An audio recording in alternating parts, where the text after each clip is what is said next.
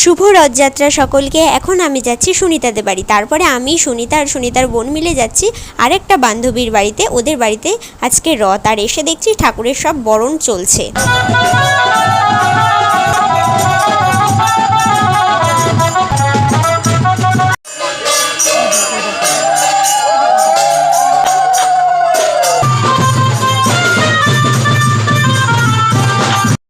আর কয়েকটা বাড়ির পরেই ছিল আমাদের এই ফ্রেন্ডটার বাড়ি, মানে কেয়াদের বাড়িতে চলে এলাম আমরা।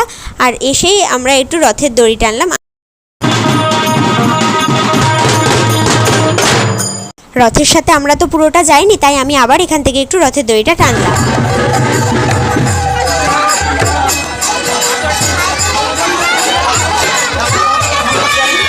এখান থেকে আমি গেলাম একটা দোকানে, হালখাতা করার ছিল। আর রথযাত্রার সেকেন্ড পার্ট কিন্তু তোমরা পার্ট 2-এ পাবে।